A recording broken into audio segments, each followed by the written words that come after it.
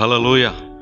ప్రభువైన యేసుక్రీస్తు నామంలో little flax Bethesda church Visakhapatnam మా ఛానల్ని సబ్స్క్రైబ్ చేసుకుని మా ఛానల్లో వస్తున్న ఆత్మీయమైన ఆరాధనలు, సందేశాలు, పాటలు వీక్షిస్తున్న ప్రతి ఒక్కరిని బట్టి కూడా ప్రభు పేట వందనాలు. మీ అందరికీ కూడా యేసుక్రీస్తు నామంలో వందనాలు తెలియజేస్తూ ఉన్నాం. హల్లెలూయా. ఈ ఉదయకాల సమయంలో కొన్ని ప్రాముఖ్యమైన విషయాలు మనం తెలుసుకుందాం దేవుని బిడ్డలారా.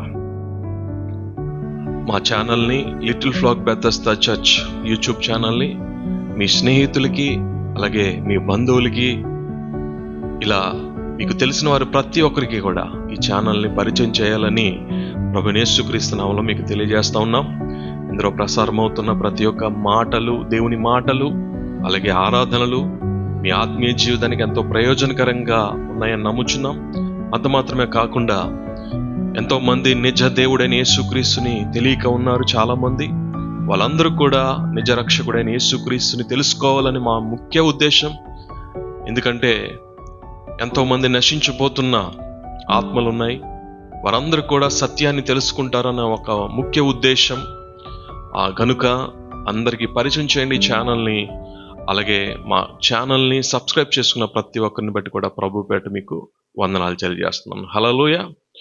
దేవుని ప్రజలారా, ఈ ఉదయకాల సమయంలో గమనించండి, చాలాసార్లు మనము మనుషుల మీద చాలా ఆశలు పెట్టుకుంటాం. ఆమేన్. చూడండి, చాలా మనుషులు మనం నమ్మి ఒక్కోసారి మోసపోతూ ఉంటాం. నా ముందున పరిశుద్ధ గ్రంథం ఉంది. దేవుని వాక్యం చెప్తా ఉంది 146వ కీర్తనలో ఒక అద్భుతమైన మాట నేను చదువుతున్నాను. మీకు అవకాశం ఉంటే దయచేసి ఆ మాట చూడవలసిందిగా ప్రభు పెట్టి మీకు తెలియజేస్తా ఉన్నాను. హల్లెలూయా. 146వ కీర్తనలో చూసినప్పుడు దేవుని బిడ్డలారా, 5వ వచనంలో రాయబడిన మాట, ఎవనికి యాకోబు దేవుడు సహాయకుడగునో, ఎవడు తన దేవుడైన యెహోవా మీద ఆశ పెట్టుకొనునో వాడు ధన్యుడు. దేవునికి స్తోత్రం కలుగును గాక. హల్లెలూయా.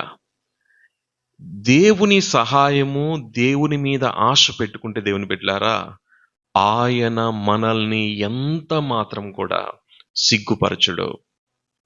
ప్రతి ఉదయం కూడా ఫోన్ పట్టుకుంటున్నావా? మొదట దేవుని పట్టుకుంటున్నావా? కంగారుగా లేసి నీ పనిపాట్లో వెళ్ళిపోతున్నావా?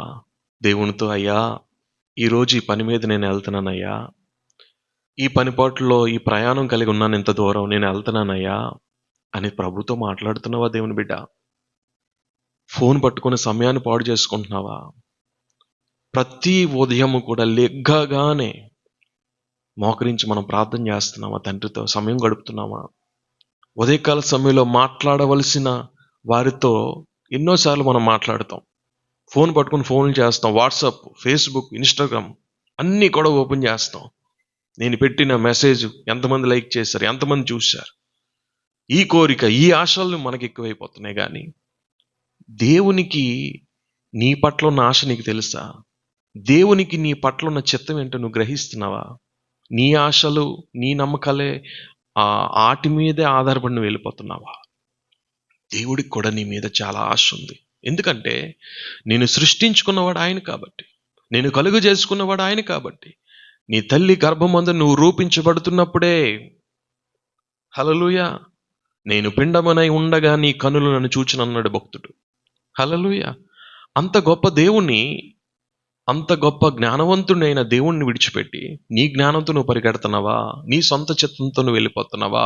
ఏ మనుషులు నమ్ముకుని వెళ్ళిపోతున్నావు? ఇక్కడ రాయబడిన మాట, ఎవనికి యాకోబు దేవుడు సహాయకుడు అవుతాడో, ఎవడు తన దేవుడైన యెహోవా మీద ఆశ పెట్టుకుంటాడో వాడు ధన్యుడు. గ్రహించు దేవుని బిడ్డ. హల్లెలూయా. ఈరోజు ఎన్నో సంవత్సరాలు సత్యం తెలియక మేము ఎన్నో స్థలాల్లో వెళ్ళాం, నిజ దేవుడు తెలియలేదు. హల్లెలూయా. కానీ గమనించండి, దేవుడు అనేవాడు ఒక్కడే, ఆయనే ప్రభువుని యేసుక్రీస్తు. ఈ సత్యాన్ని మనం గ్రహించాం. 10 మంది దేవుళ్ళు ఉంటారు దేవుని బిడ్డలారా. ఆమేన్. దేవుడు అనేవాడు ఒక్కడే, ఆయన యేసుక్రీస్తు. ఇప్పుడు ఆ దేవుడి మీద ఎవరైతే ఆశ పెట్టుకుంటారో ఆ దేవుని మీద ఎవరైతే ఆనుకుంటారో దేవుడు వాళ్ళని గొప్పగా నడిపిస్తారని దేవుడు చెప్తున్నాడు. హల్లెలూయా. ఉదయం లేవగానే ప్రతిరోజు కూడా నువ్వు దేవునితో మాట్లాడాలి. ఎందుకంటే దేవునికి ఉన్న ఏకైక పని అంటూ ఏమైనా ఉందంటే, నా బిడ్డలు నాతో మాట్లాడితే విందాం అనే కోరిక కలిగి ఉన్నవాడు దేవుడు. ఆమేన్. ఆయనకి ఇంక వేరే పని లేదు. నీవు ఏదైనా అడిగితే ఆయన చేద్దామని సిద్ధంగా ఉన్నాడు. నువ్వేదైనా సహాయం కోరితే ఆయన త్వరపడి నీకు సహాయం అందించడానికి ఆయన సిద్ధంగా ఉన్నాడు. హల్లెలూయా. ఆపత్కాలమందు నీవు మొర్రపెట్టు, ఆయన నేను ఉన్నానని చెప్తాడంట. నేను నీకు ఉత్తరం ఇస్తానని చెప్తాడంట. ఆయన నమ్ముకున్నదని సహాయకుడు. ఆయన ఆపత్కాలంలో నమ్ముకున్నదని సహాయకుడని 46వ కీర్తన మొదటి మాటలో ఉంటది. హల్లెలూయా. చూడండి, చాలా సార్లు మనం చాలా కోరికలు కలిగి ఉంటాం కదా. ఇది ఆ కోరిక, ఈ కోరిక, ఎన్నో కోరికలు కలిగి ఉంటాం, ఎన్నో మనుషుల మీద ఆశ పెట్టుకుంటాం. హల్లెలూయా. కానీ చాలాసార్లు ఆత్మీయులు కూడా గ్రహించవలసిన విషయం ఏంటంటే, దేవుడికి నీ పట్ల ఇంకా మంచి కోరిక, ఇంకా బెస్ట్ నీ కోసం ఇవ్వాలని దేవుడు కోరుకుంటున్నాడు అన్న సంగతి నువ్వు గ్రహిస్తున్నావా? నా కోరికే గొప్పది, నా కోరిక ప్రకారం జరిగితే చాలా బాగుంటుందని మనం అనుకుంటాం, కానీ కొన్నిసార్లు దేవుని కోరిక నీ పట్ల ఇంకా గొప్పగా ఉంది. హల్లెలూయా. ఒక సందర్భాన్ని చూపించి నా మాటలు ముగిస్తాను. హల్లెలూయా. చూడండి ఒకసారి సమూయేలు రాసిన మొదటి సమూయేలు రాసిన గ్రంథము,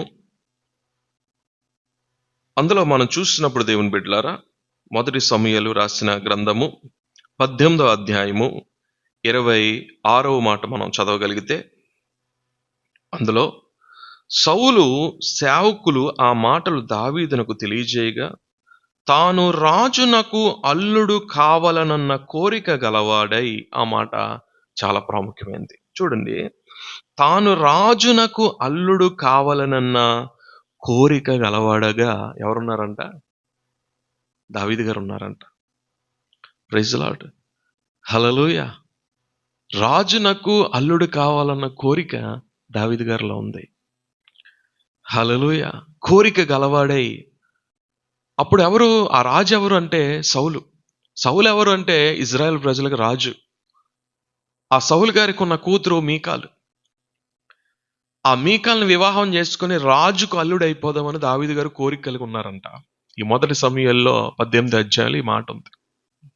మరి దేవుని కోరిక ఏంటి దావీదు గారి పట్ల అని చూస్తున్నప్పుడు, దేవుడు అనుకుంటున్నాడు, నా బిడ్డ దావీదా, ఒకరోజు ఎన్నిక లేనివాడు వాడుగా నువ్వు ఉన్నప్పుడు, గొర్రెల దొడ్డిలో గొర్రెలు కాసుకున్నప్పుడు అక్కడి నుంచి నేను తీసుకొని వచ్చాను.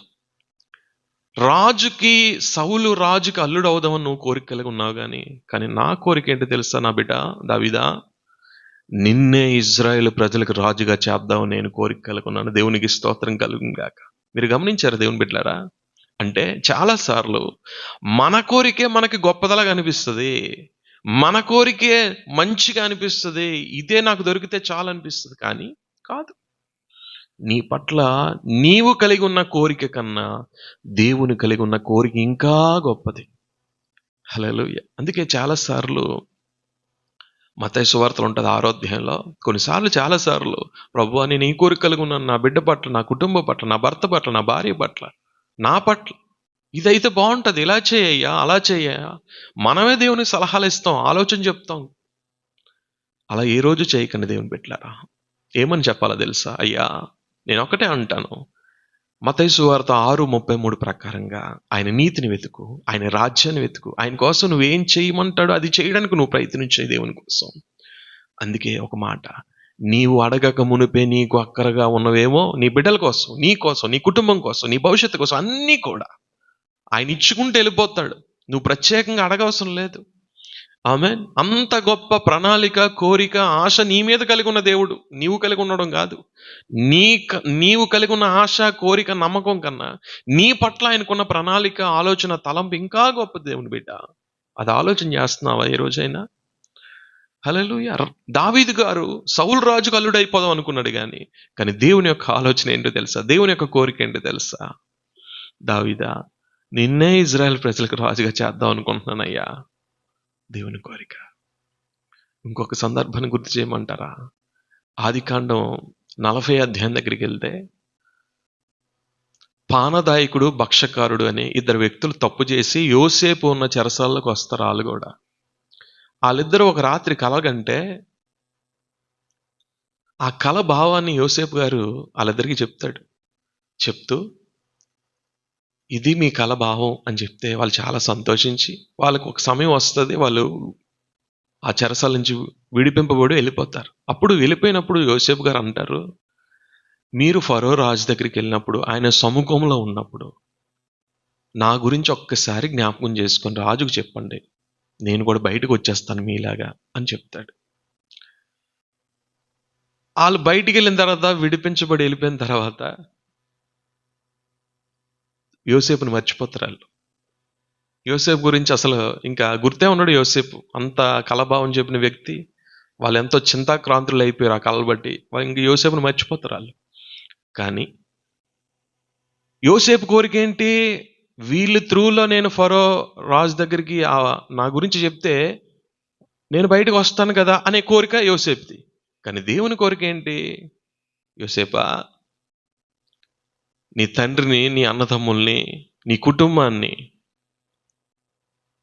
ఎన్నో శ్రమలు, ఇబ్బందులు ఇరుక్కొని నన్ను మాత్రం ఏ రోజు ఒక్క మాట అనకుండా ఎంత యథార్థంగా ఉన్నావయ్యా నువ్వు, ఎంత నీతిమంతుడిగా ఉన్నావయ్యా నువ్వు, నిన్నెందుకు నాన్న నిన్ను వదిలేస్తాను అని తండ్రి అనుకుంటూ, వాళ్ళెందుకు నీకు, ఫరో దగ్గర నీ గురించి వాళ్ళు చెప్పడం ఏంటి? నీకు అంత జ్ఞానం ఇచ్చాను నేను, కళల భావం చెప్పే జ్ఞానం నీకు ఇచ్చాను. ఫరోకే కళ తెప్పిస్తాను ఇప్పుడు నేను. అప్పుడు ఫరోకే కళ తెప్పిస్తే ఫరోయే నిన్ను పిలుస్తాడు కదా. వీళ్ళెందుకు, ఈ మనుషుల మీద నువ్వు ఎందుకు, వీళ్ళిద్దరి మీద ఎందుకు నువ్వు ఆధారపడ్డావు? ఫరోకే కళ తెప్పిస్తాను కదా నేను. అప్పుడు ఫరోయే నిన్ను కోరుని పిలుస్తాడు కదా. అది నాన్న నీ పట్ల నాకున్న కోరిక, నీ కోరిక నా కోరిక ఇంత గొప్పగా ఉంది అని దేవుడు అనుకుంటున్నాడు. హల్లెలూయా. వెంటనే ఫరో కళ వచ్చింది. ఫరోకి కళ వచ్చినప్పుడు అప్పుడు వీళ్ళిద్దరు గుర్తొచ్చింది. అవునరా, ఒకరోజు మన చెరసాలు ఉన్నప్పుడు ఒక యవన పడుచువాడు మనకి కలభావం చెప్పాడు కదా. ఇప్పుడు రాజుగారి కళ వచ్చింది, అతనే కరెక్ట్ అయిన వాడు, అతను తీసుకురావాలి. ఆ విషయం ఇప్పుడు ఫరోకి చెప్పినప్పుడు వెంటనే చెరసాల నుంచి విడిపింపబడి వెళ్ళాడు. దేవునికి స్తోత్రం కలుగును గాక. చూశారండి, హల్లెలూయా. యోసేపు కోరిక కన్నా, దావీదు గారి కోరిక కన్నా దేవుని కోరిక ఎంత గొప్పది. ఈరోజు నీ పట్ల, నా పట్ల కూడా మనం కోరికలు ఎన్నో కలిగి ఉన్నాం. ఎంతో మంది మీద ఆశ పెట్టుకున్నాం, కానీ ఏ మనుషుడు నమ్మదగిన వాడు కాదు. మనకు కోరిక అది దానికన్నా మించిన ఒక ధన్యకరమైన ఆశీర్వాదం, ప్రణాళిక, ఉద్దేశం కలిగి ఉన్న దేవుడు మన కోరికను మించిన కోరిక దేవుడు కూడా కలిగి ఉన్నాడన్న సంగతిని గుర్తుపెట్టుకోవాలి. దేవునికి స్తోత్రం కలుగును గాక. హల్లెలూయా. అందుకే ప్రతి సమయమందు కూడా దేవుణ్ణి ఆధారం చేసుకోవాలి. ఎవనికి యాకోబు దేవుడు సహాయకుడిగా ఉంటాడో, ఎవడు తన దేవుడైన యెహోవా మీద ఆశ పెట్టుకుంటాడో వాడు ధన్యుడు. హల్లెలూయా.